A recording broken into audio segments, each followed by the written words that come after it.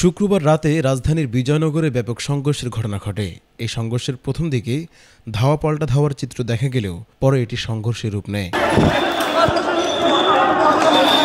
এই সংঘর্ষের ঘটনায় গুরুতর আহত হন গণ অধিকার পরিষদের সভাপতি ও সাবেক ডাকসু ভিপি নুরুল হক নূর। রক্তাক্ত অবস্থায় তাকে ঢাকা মেডিকেল হাসপাতালে ভর্তি করা হয়। ভিপি নূরকে রাতে হাসপাতালে দেখতে গিয়ে বিভাগে পড়েন আইন উপদেষ্টা আসিফ নজরুল। ঢাকা মেডিকেলে ভর্তির পরপরই নূরকে রাখা হয়েছে ঢাকা মেডিকেলের আইসিইউতে। আজ সকালে নুরুল হক নূরের জ্ঞান ফিরেছে।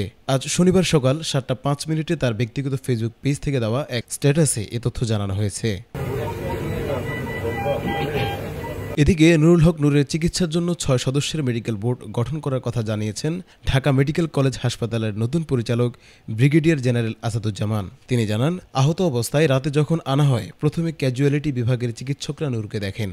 পরে সেখান থেকে তাকে ওয়াল স্ট্রোক ইমার্জেন্সি সেন্টারে রাখা হয়। পরে রাতেই আইসিইউতে স্থানান্তর করা হয়েছে। তিনি আরও জানিয়েছেন, নূরের নাকের হাড় ভেঙে গেছে, চোখের উপরে আঘাত রয়েছে, মাথায় সামান্য রক্তক্ষরণ রয়েছে।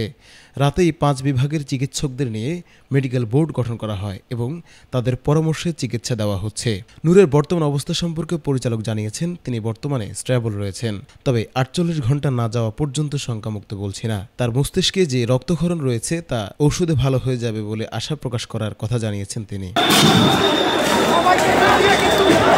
শুক্রবার রাতে রাজধানীর বিজয়নগরে জাতীয় পার্টি ও গণ অধিকার পরিষদের নেতাকর্মীদের মধ্যে সংঘর্ষের ঘটনা ঘটে। এরপর আইনশৃঙ্খলা রক্ষাকারী বাহিনীর হামলায় গুরুতর আহত হন নুরুল হক নূর। সামাজিক যোগাযোগ মাধ্যমে ছড়িয়ে পড়া ভিডিওগুলোতে দেখা গেছে নূরের মুখ থেকে বুক পর্যন্ত রক্তাক্ত অবস্থায় তিনি পড়ে আছেন। তার নাক ফেটে গেছে এবং তাকে স্ট্রেচারে করে দ্রুত হাসপাতালে নেওয়া হয়।